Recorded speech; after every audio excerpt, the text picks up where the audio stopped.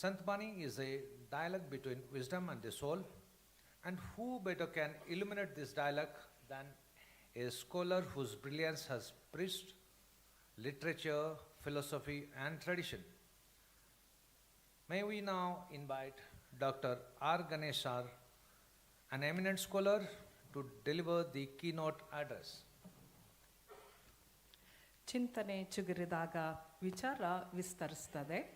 ಅಂತಹ ಮನೋಮಂದಿರದ ವಿಶಿಷ್ಟ ಪಂಡಿತ, ನಮ್ಮ ಸಂಸ್ಕೃತಿ ಸಾಹಿತ್ಯದ ಮೇರು ನಕ್ಷತ್ರ ಶ್ರೀ ಶತಾವಧಾನಿ ಡಾಕ್ಟರ್ ಆರ್ ಗಣೇಶ್ ಅವ್ರನ್ನ ಮುಖ್ಯ ಭಾಷಣಕ್ಕೆ ನಾವು ಆಹ್ವಾನಿಸ್ತಾ ಇದ್ದೀವಿ.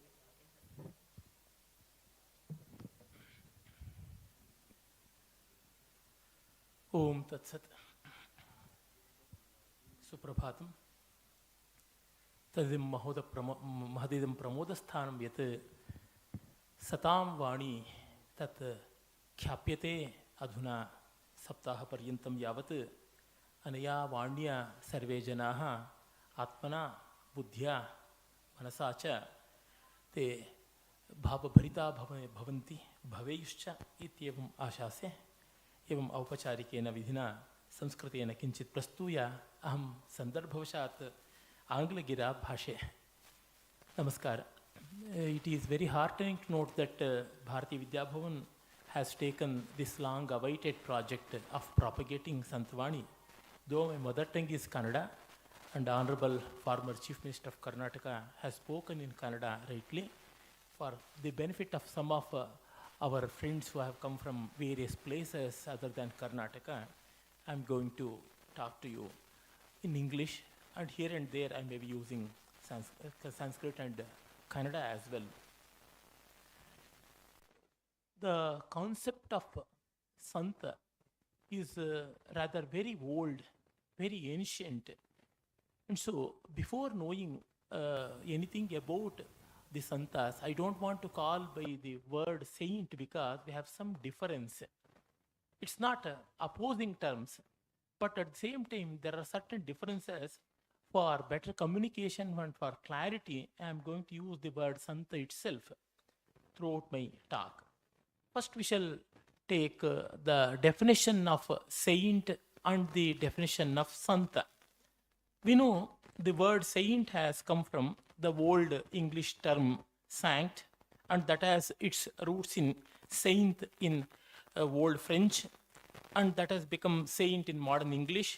And for that we have the Latin term sacre. It means consecrating, dedicating, declaring. Sanctity is a belief, and declaring something is with authority, and then dedicating is with devotion and respect. These are certain things which are involved in this particular term. Sanctus, that is the Latin word. From there, all other words in Old French or Old English and Modern English have emerged. And sanctus in Latin literally means holy. And this is a literal translation of the Greek term hagios. Hagios or agios means it is holy, sacred. In this term, we have something which is venerable and respectable. Again, it is a sort of belief, a sort of conditioning. But look at the term Santa. That has its origin in Sanskrit word Sat. Sadbhave sadubhave cha sadityetat prayujyate prashaste karmani tatha satchabda partha yujyate. Thus spake Bhagavan Shri Krishna in the Bhagavad Gita in the 17th chapter, Daivasura Sampad Vibhaga Yoga. In the 26th verse he is saying, Sadbhave sadubhave cha sadityetat prayujyate. Sadbhave tannama astitva vachakam tadidam padam tadanantaram tat sadubhave cha tannama taduttamam tad atyantam hridyam tad atyantam upadeyam ityasmin arthe cha prayuktaha in shabdaha. It means it is both reality sadbhava and sadubhava means good. Good is a feeling. Good is a belief. He is good to me. This is good. This is something which we have our innate feeling. But irrespective of our feeling, what exists, that is reality.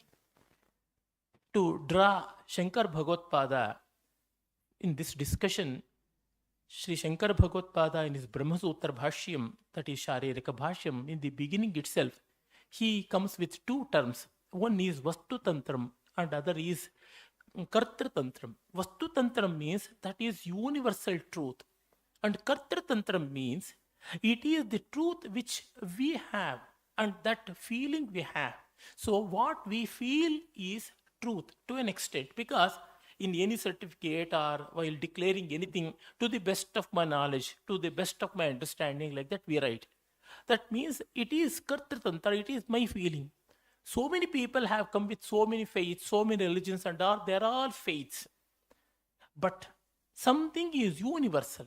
For example, salt. Salt tastes like this, sugar tastes like this. It is universal in nature. No one can challenge. Unless our tongues are hale and healthy, we can't challenge that. This way of universality in existence is called Vastu Tantra. It is not conflicted by, it is not bothered by any of our biases. So, this aspect of Sadbhava in the word Sat, that is connected with reality. And Sadhubhava, it is a relative term. It is Kartra Tantra. Some people may be good to someone, some other people may not be good to somebody. Like that, it is relative in nature. This way of absolute nature of truth is at one level, and the relative nature of truth, we don't disrespect both. That is beautiful thing. That is the wonderful aspect of Indian culture, Sanatana Dharma, where the absolute and the relative both are respected, but the relative is always verified in the light of absolute. It is something like the Adhara Shruti that we are going to have. And all other Shrutis, they are in turn related to them. That is how these two words are there. And the dictionary meaning that gives Sat means reality, existence, truth, being. What is the difference between reality and truth? Reality is both the physical and spiritual existence. But truth is a value. Reality is both fact and a value, while truth is a value. What is value and what is fact? Facts are comprehended while values are realized. So said a great philosopher by name Professor M. Heriyanna before a century. He is from Karnataka.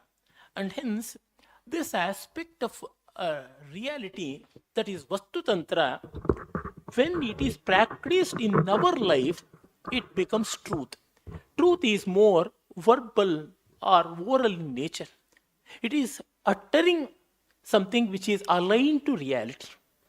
Hence, we say, you speak truth, you act honestly. Like that, we have some distinction where honesty is an act, while truth is an expression. Both should align with each other. This is how the etymology of Sadbhava or Sat goes on. And Krishna also says, Prashaste karmani tatha satchabdah partha yujyate. While commenting on these lines, Shankar Bhagavad in the Gita Bhashya says, in any of the good occasions, something like a marriage or some celebration, something like that, we feel good about that and we wish good to all people who are involved there directly or indirectly. This is how a feeling of good, a feeling of a blessing, that is what intended in Sadbhava. And coming to Kannada, and even in Tamil as well, we have Ulladu. In Kannada also, Ulladdu. Another word is related to this, Ollitu, Ollayadu. In Kannada we say, good is Ollayadu. That which exists, that is Ulladdu. I remember Sri Ramana Maharshi's Ulladu Narpad Saddarshanam, that is his profound message given in Tamil and later translated by Kavyakantha Vasishtha Ganapati Muni into Sanskrit. Ulladu Narpad means this is the reality, Ulladdu. And Ollayadu, that is good. Good, of course, is a great value even in the Western world as well. And we have recognized that in Indian tradition too. And that's why we have in Satyam Shivam Sundaram a catchy phrase that was constructed by the Brahma Samaj people of Bengal. There, that Shivam, goodness, is equated with the good of the Western world. This is how the word Santa has roots in our tradition where a Santa should act good, should speak truth, and should realize that ultimate reality. Just by speaking, nobody will become great. If so, books would have become rishis. So said Vivekananda. Acting truly, committed to reality, that is what it means. That is what the greatest aspect of any individual. And that's why the dichotomy between thought and act should not be present in a saint, should not be present in a santa. A popular subhashita in Sanskrit goes so: Manasyekam, Vachasyekam, Karmanyekam, Mahatmanam, Manasyekam, Vachasyekam, Karmanyekam, Duratmanam. Thought, speech, and action, they are aligned with one another in the case of santas, while it is not so. All are diverging and all are conflicting frequently in the case of wicked people. So, Indian tradition has not ignored wickedity. It has seen it with wide open eyes. It has seen the wickedity. It has seen the bad or wicked qualities in human beings particularly. And it has taken sufficient action to condemn, criticize, and even vanquish at right time. This should never be forgotten, because speaking just sweet things will not make anything good. And that's why it is said, Patyam Vachanam. As Manu said, it is very important, not mere speaking something which is pleasant to the ears. It is good to heart. That is also very important. For that matter, it is the most important thing. So this word should be understood in the right context.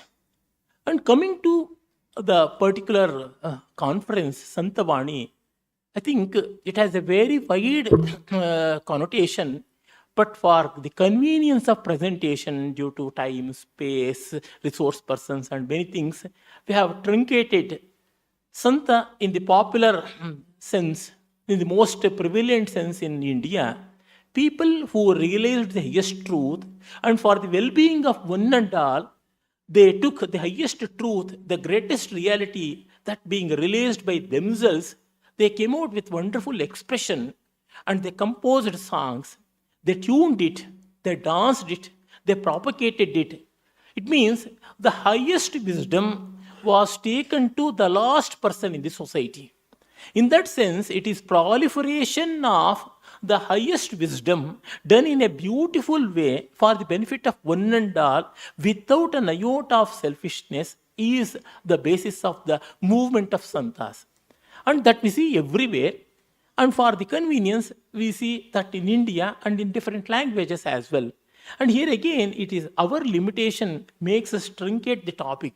Because if Kabir or Ramananda or Tulsidas or our Shivasharanas from Karnataka, or the Haridasas again from Karnataka, or the Nayanmars, or the Alvars, or the Varakaris of Maharashtra, if they are santas, why not Ramanujacharya, why not Shankaracharya, why not Vallabhacharya, why not Madhvacharya, why not Vachaspati Mishra, why not Vedanta Deshika? Yes, all are that. But we are not going to discuss them independently, elaborately in these 7 days, because they have been respected as acharyas. The work of acharyas are not opposed to this. At the same time, the movement of santas is never opposed to the acts and deeds and even the writings of the acharyas. So it is for the convenience, these two things are taken into account.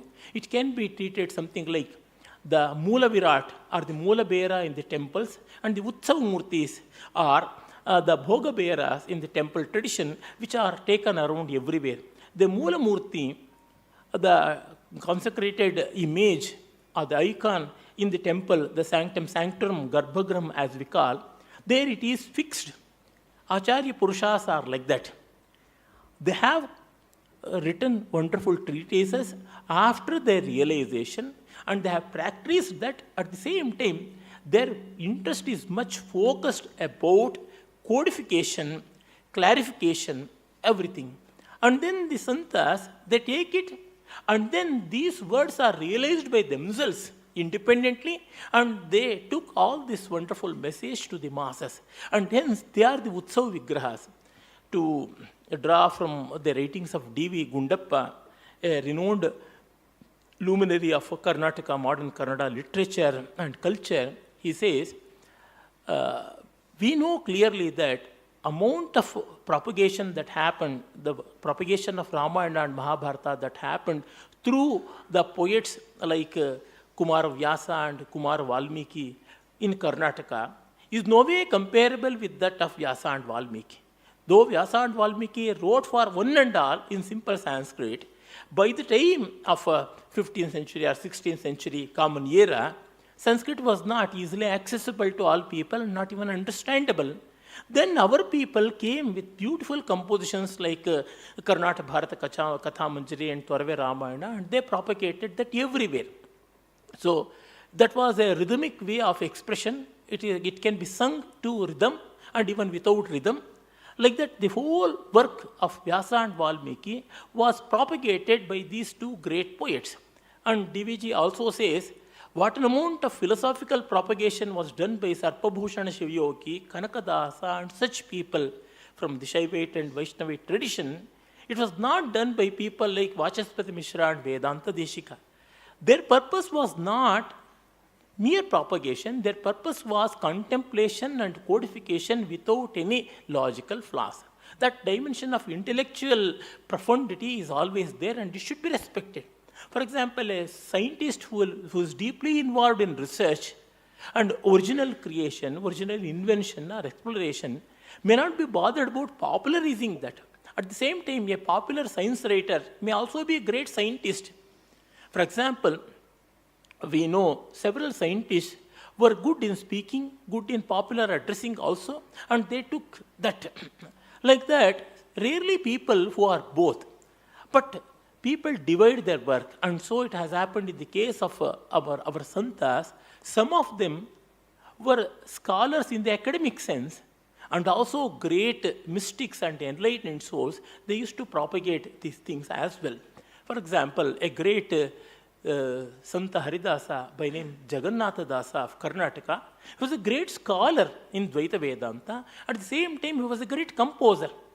That we see in Vedanta Deshika as well. Vedanta Deshika was a towering personality in Vishishtadvaita and was a masterly poet. At the same time, he wrote so many compositions in Tamil, mixed in Sanskrit, that is called Manipravalam. Like that, it has happened in the case of many such people. In Andhra Pradesh, we have a poet called Bammara Potana, hailing from Ekashila Nagari, that is modern Warangal. He was a great scholar who imbibed scholarship on his own account, and that's why he was called as Sahaja Panditya. And that great poet who translated, means creative translation of Bhagavatam that happened, but at the same time he was a great devotee and a great practitioner. He never cared for the patronship of kings or monarchs or any empire. He was a peasant. He was a humble servant of agriculture. And by that contentment itself, he composed this and propagated this truth everywhere. Such things rarely happen. For example, Basavanna of Karnataka was a great scholar and a great political luminary. He was a minister, he was an accountant, and he was an economist as well. At the same time, he was a great philanthropist. All these qualities put together, he propagated great truth in a very simple way. But simplicity is not simplifying things. In the compositions of Basaveshwara or Basavanna, whom we fondly call as Anna, elder brother, he has composed so many beautiful vachanas which are rich in poetic content. I don't find any other poet of considerable merit having so many imageries, whether it is Drishtanta Alankara, or Upama Alankara, Rupaka Alankara, or Vyatireka, and many such figures of speeches are found there, though it is not intended by him. Means he was a first-rate poet of his own right. Such things happen in several cases. Tulsidas, for that matter, was a great scholar in Avati, Sanskrit, and other dialects of Prakrita Bhashas, but he particularly wrote his Rama Charitamanas for the benefit of one and all. Swanta Sukhaya Tulasi Raghunatha Gatha Bhasha Nibandha Mati Manjula Matanoti. Swanta Sukhaya, for my joy I am writing it. Bhasha Nibandha Mati Manjula Matanoti. It is written in Bhasha. Bhasha means that which is spoken. By the time of Tulsidas, Sanskrit was not spoken by all people of all at all levels. Though even today we have many people who speak Sanskrit. At that time also there were many people who could speak, but Hindi or the Avadhi which he wrote, that was the popular tongue, in that he wrote. And some of the narrow-minded scholars, they opposed, and they went to Mahamandaleshwara, great scholar, Madhusudana Saraswati, with this row, that Tulsidasa has polluted Ramayana by composing that in a local language, local dialect. Then he says, Ananda Kanane Kashyam Tulasi Jangamastaruhu. Like that, Madhusudana Saraswati, a great logician and a venerated scholar of very high merit in the Advaita Vedanta, he composed appreciation verses. Ananda Kanana means Kashi. It is the forest of joy, divine bliss. And there, Tulasi is the only roaming plant, the sacred plant Tulasi, and where it is Pushpam is Rama Brahmara Chumbitam. The flowers of this Tulasi poet, the sacred plant, is endeared by Rama Brahmara, the bee that is Rama. This is how he composed and admired that. Like that, we see this way of cooperative working of both the supposed to be academic learning, systematic learning, and also popularizing. Why I am pondering over these things in great detail, the reason is this much. Nowadays, it is being very easily branded and wrongly branded that whenever you have a scholastic tradition and a populist tradition, when a scholar or a popularizing personality, when they are working together for a great cause, common cause, they are pitted against each other. Vyasakuta and Dasakuta are eternally opposed to each other. Tengale and Vadagale are eternally opposed to each other. This is how Acharyas and the Santas, they are opposed to each other. This is how, no, the differences are only in treatment and temperament, not in content, not in self-realization. Why, for that matter, this Santhavani has its roots in Vedas. In the Rig Veda, we have the mantras, Riks as we call. They are sung in the form of samans. Sama is the Gana. Rik is chanted by Hotra. That is one of the one among the Ritviks. I don't want to call by the term priest. Priest has already been tarnished by the by one word called priestcraft. That's why I'm going to use the sane and sacred word Ritvik.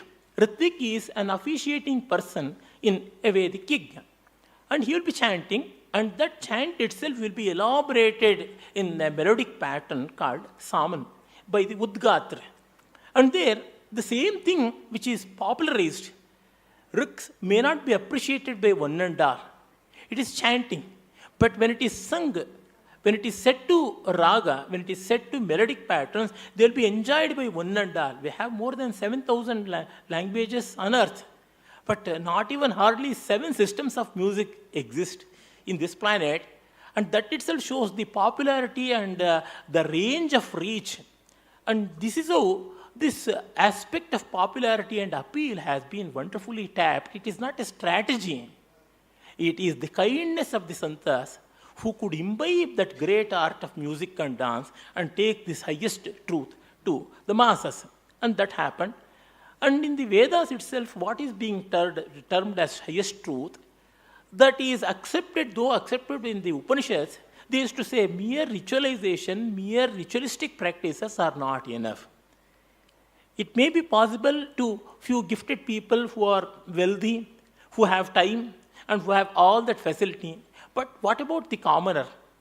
In that case, Upanishads, are they coming and challenging the Vedas and are disrespecting? Not at all. They are trying to set right the things, that's all. It is an internal correction. The same thing happened in the case of Bhagavan Buddha as well. Buddha was never opposed to the greatest truth of the Upanishads, but the people had forgotten that. It is very easy to forget the content and just adhere to the form itself. That happens in any system. Our constitution is very noble, but the people who are supposed to herald the values of constitution, whether it is judiciary or whether it is our political system, to what extent they are heralding the values, true values of constitution, it is very hard to say. This is how Bhagavan Buddha, if not, how could have he came with the wonderful message in Kutadanta Sutta of Sutta Pitaka, where Kutadanta, a Brahmana Shrotriya, was going to perform a Pashu Yaga, Pashuka Yaga. Then Buddha says, no need to kill all these animals in the name of appeasing the highest truth. You can carry on with the internal yaga, that is the Antar Yaga. And this Buddha has not invented for the first time. He says there are many sages even before me have proclaimed the same truth, and we can as well get into it. Dr. Anand Kumar Swami has spoken about this Antaryaga in great detail, and a wonderful paper has been written by him. There in this Antaryaga paper, he shows how in Shankayana Brahmana of Rig Veda, or even in the Yajna Veda, that is the Yajur Veda, the fag end of Yajur Veda, we have the Jnana Yajnatas Yevam Vidusho Atma Yajamanaha Shraddha Patni, like that it goes on. The internal yaga is more important. The same thing being told in Lalita Sahasrama, one part in the Brahmanda Purana, there it is said, Antaryaga Samaradhya Bahiryaga Sudurlabha. And a great commentator to Saundaralhari by name Lakshmidhara Matya, who was contemporary to Sri Krishnadevaraya, a great emperor from Karnataka, who hailed in Vijayanagar. He says, any form of external worship, whether it is sober or luxurious, it is all exhibitionism. It is Bahiryaga. And it is inferior. Antaryaga is the best thing. That's how he says. But common people, they need some image, they need some activity, they need some glory and all that. It is needed. And so the Santas are not ignorant of that. And hence, even Buddha has to accept the external features. If not, how come we have Mahayana, Vajrayana, Sahajayana, and so many later developments? Like that, from that time, from those days itself, we have this internal correction. Whether it is Bhagavan Buddha or Bhagavan Mahavira or Basavanna or whosoever, they have all come as internal correction, internal conscience keepers, and they have done internal corrections.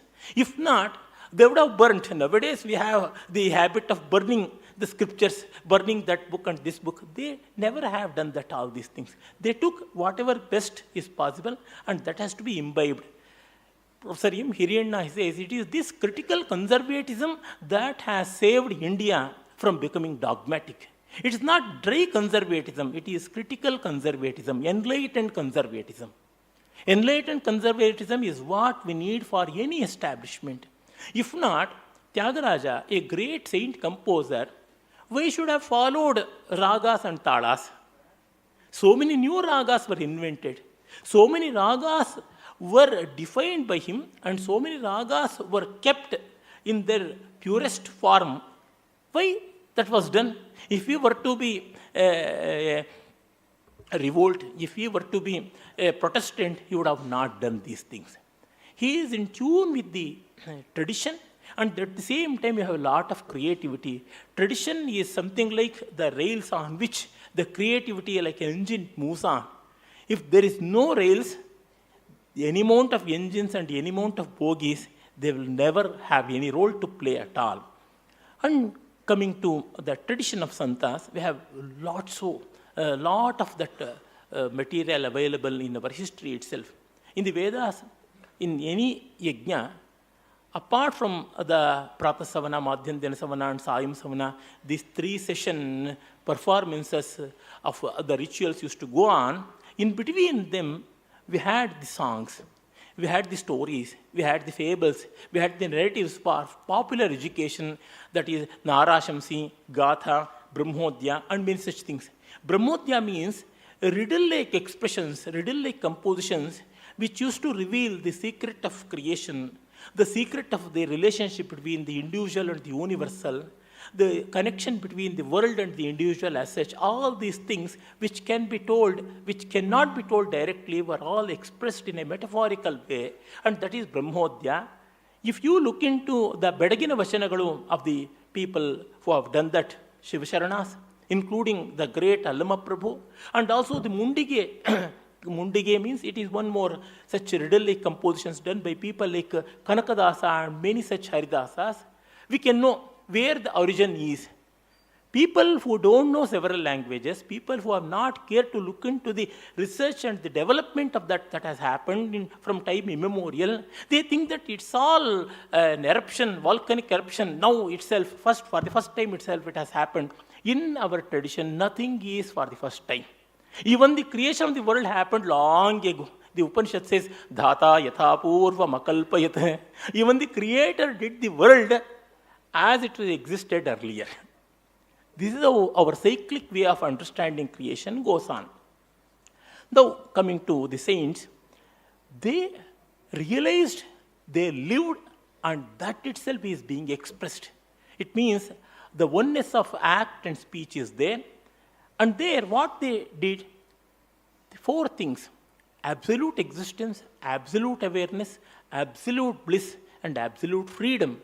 Sat, Chit, Ananda, and Swatantriya. These are very important. Everyone wants to live forever. Everyone wants to understand everything, and everyone wants to be in their highest level of happiness. Everyone wants to be happy. Even in our bedtime stories, which are told by our grannies, we know the prince and the princess were married and they lived happily forever then. You look into any Walt Disney comics or even any fairy tales, the last page will be they married and lived happily. It may be a questionable thing now.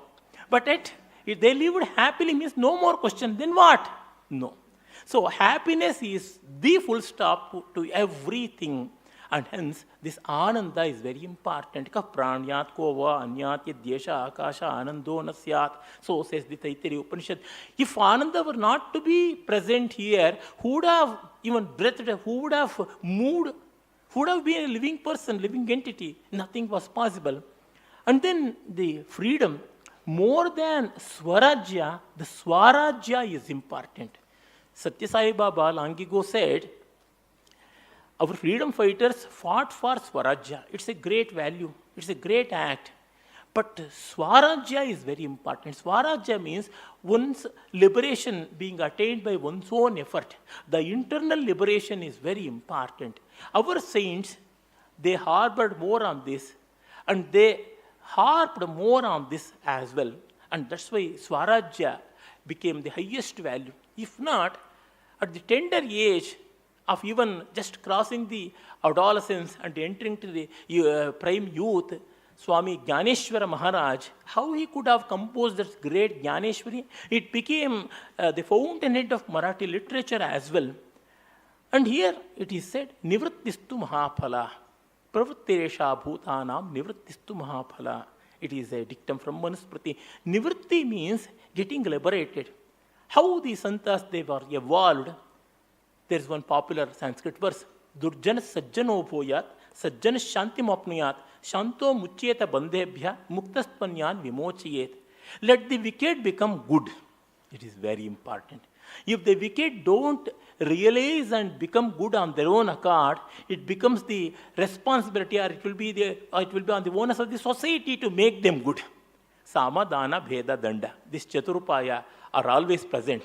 By good words, by tempting them in a good way, by dividing them and ruling, and taking law into hands and making them, bend them, mend them properly. This is also very important. And such Durjana who has become a Sajjana should attain Shanti. Sajjana Shanti Mapnuyat.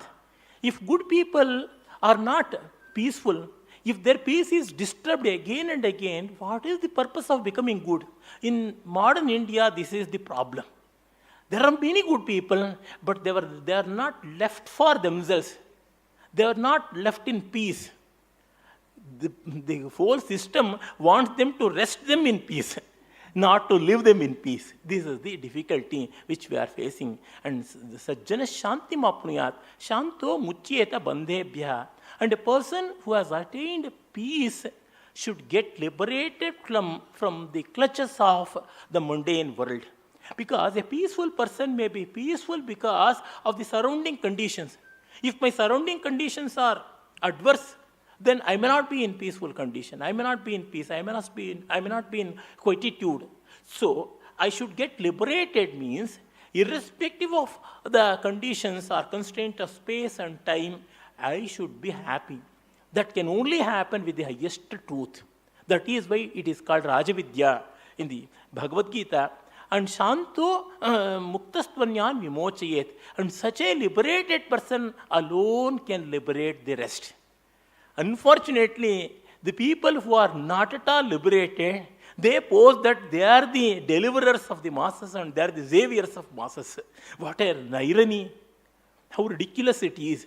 So, in our tradition, Santa is a one person who is a liberated soul, who has nothing to gain, nothing to achieve from this world, in this world.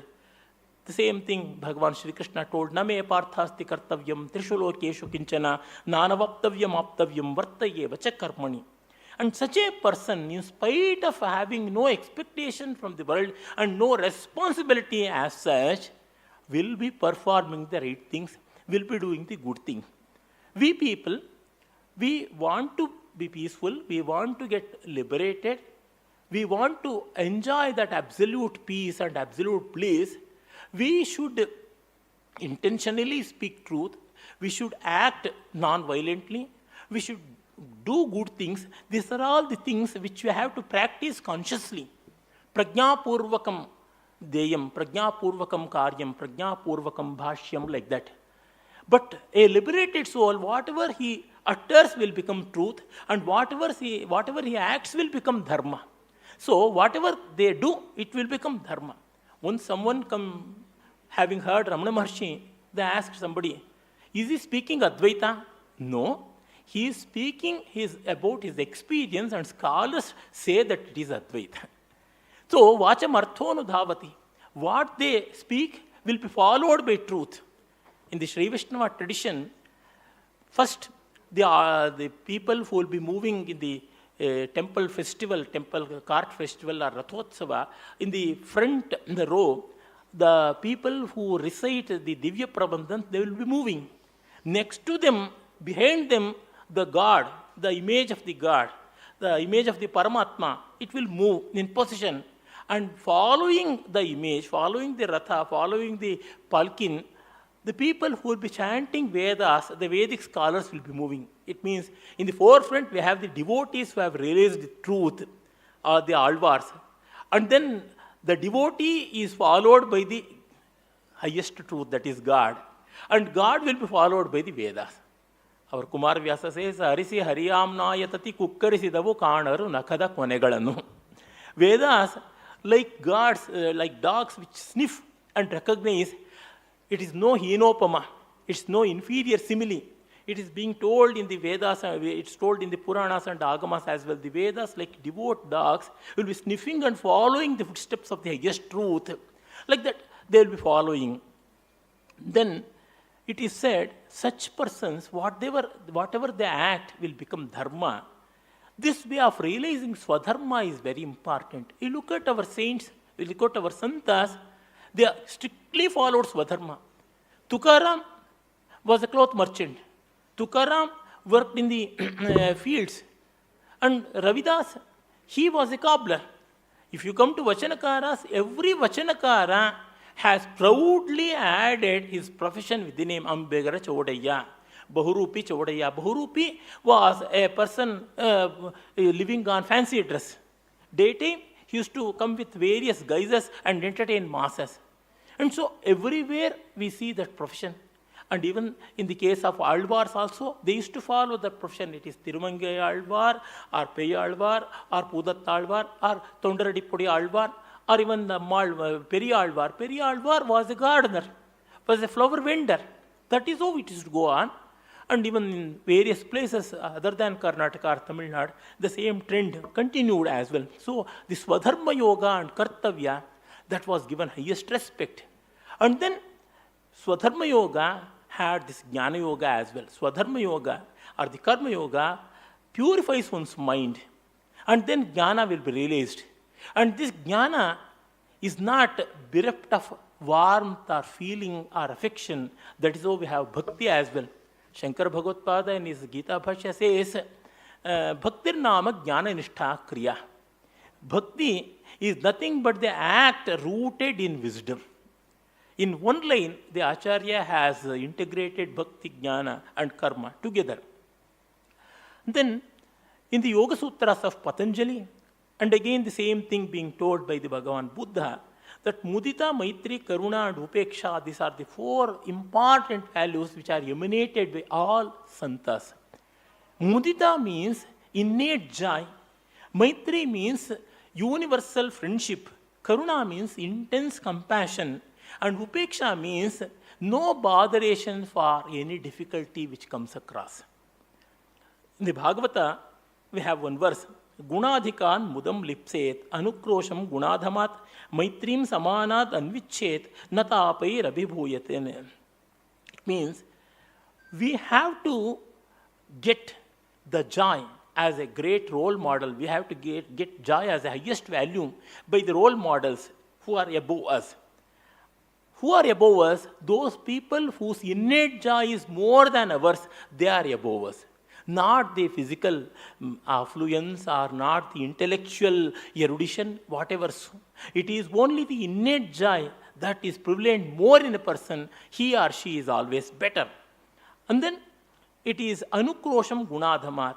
To people who are inferior to us in this term, who have innate joy being lesser in quality or quantity when compared to us, to them we have to be compassionate, and that karuna should always go with us. Anukrosha means karuna. And then maitrim samana danvichet. Friendship is always with the like-minded people. Like-minded means equals. Equals in terms of joy. In terms of ananda, innate ananda, we have friendship. The people who have ananda above us, we should not be jealous about them. We should respect. And the respect is a great value by itself. And then upeksha means not being disturbed by so many things which happen at the mundane plane. I am not getting this award, or I am troubled by a certain malady or whatsoever. All are connected with mind and body, nothing else. This is how the santas, they practiced. And so tattva and anusthana, theory and practice, went hand in hand with them. And the loka karunya, that is very important. This loka karunya, lokanu jirriksha as it is called in the Shastric terms, it is very important. It is of paramount importance. If not, Bhagavan Sri Krishna would not have come with Bhagavad Gita, or even would have not acted so wisely in the Mahabharata war. Name parthasti kartavyam trishu lokeshu kinchana nanavaktavyam aptavyam vartaye vacha karmani. Basavanna, who was in his prime youth, who had occupied very high position in the royal court, who was affluent, who was wise, who was creative. He could have composed lengthy epics of great sonorific value and bombastic phraseology. With all that, he wanted to distribute his wealth among the needy, and he wanted to bring out the highest truth in the most simple form. This is how it is lokanukampa. All these things are like that. It is said, some great scholars, some great artists, they sing for the masses. Not that they are bereft of scholarship. They want to entertain the masses. For that matter, M.S. Amma had good training in music. Her Shruti Pramanam is wonderful. But for the benefit of the masses, to enrich them, entertain them, educate them, and even elevate them, she sang. If not, she could have sung Pallavi in every performance. She purposefully, willfully kept it aside, because there were people for that. Another great luminary of her own time, D.K. Pattammal was there, Pallavi Pattamma she was called so. So, they divided their work, not that they were in internal conflict with each other. This is how the prajna of a saint should be realized. And this aspect is called Bodhisattva prajna in the Buddhist tradition. It is said Bodhisattva, for the benefit of the world, took so many births, and in every birth he benefited the society and took another birth. And this is called as Sarvamukti concept in the Vedantic school of philosophy, one that which was propounded by Bhartr Prapancha, who existed before Shankara. He propagates that. Means unless the last person on earth is liberated, I don't want to have that liberation. Unless the last is happy, I don't think that I am happy. This was the same philosophy which was adopted unknowingly by Gandhi, unknowingly by Ruskin and many people unto the last. And Swami Vivekananda said the same thing. Unless the last person on this planet is liberated and is kept happy, I don't want my liberation. He got the highest realization because of the grace of Ramakrishna Paramasa and yet remained so. This is the spirit of the saints. And these saints are the Santas. They moved all around the subcontinent of India and everywhere they went to the shrines, the tirthas and the kshetras. Tirtha means not mere water bodies. Taranat tirtham means that is a bridge which is meant to cross the ocean of the mundane world, Bhavasagara. One who crosses that Bhavasagara is called Tirtha. Taranat Tirthaha. Tirna. Tirna means who has crossed and he will become Tirtha. He will become a crossing bridge. In the Mahayana tradition of the Buddha, it is said, Mahayana, why? It is a big vessel, it is a very big ship which can contain thousands of people and take them to the other shore of absolute bliss and absolute joy. This is the compassion and this is the heartfelt opening up of one's own emotions for the betterment of one and all. That is why in the Buddhist tradition it is called Avadana, not Avadhana. With my name, Avadhanam is there, Shatavadhani and other things. It is about concentration. It is about a well-placed mind and multitasking. But what Bhagavan Buddha in the previous Janmas as Bodhisattva did, Avadana. Avadana means the best of the charities. Atyuttamam Danam Avadanam. Then the very presence of them, the very company of such people will foster peace and happiness among the associates. If not, even the worst of the worst people who came in contact with them will become pious. In the Buddhist literature, whether it is Lalita Vistaram or Sutta Pitakam or many such works, we come across such situations, whether it is Angulimala, a highway robber of utter cruelty, or even Nadagiri, a wild elephant in rut. All these people, all these existences became quiet, peaceful and obedient. It is the prabhava, it is the influence, positive influence of such great souls. We have many such stories in the Varkari Sampradaya as well, whether it is of Jnanadeva or Namadeva or Santa Tukaram. Everywhere we get such stories. One may question about the actuality and reality of that, but none can challenge the idea and the value and the purpose behind that. And then we have the integrating features like Marga and Deshi. The Acharyas were representatives of Marga, while Santas by and large were representatives of Deshis. Again, Marga and Deshi are not opposed to each other. Marga is an internal search, and Deshi is that search fructified being shared with one and all. Mrigyate iti margaha, dishyate iti deshi. These are the etymology. A person who knows this, a person who has realized this language, the etymology and other things, Vyakarana and Nirukta, they will be knowing these features.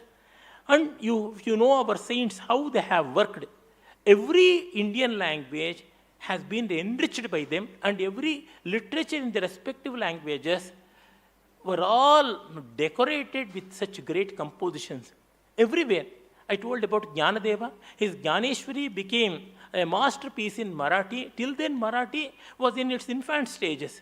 And it became a great language by such works.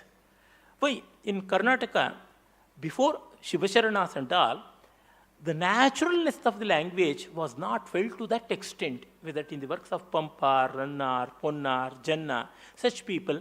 The naturalness of expression rising up to the level of great poetry happened in the case of this great Vachanas.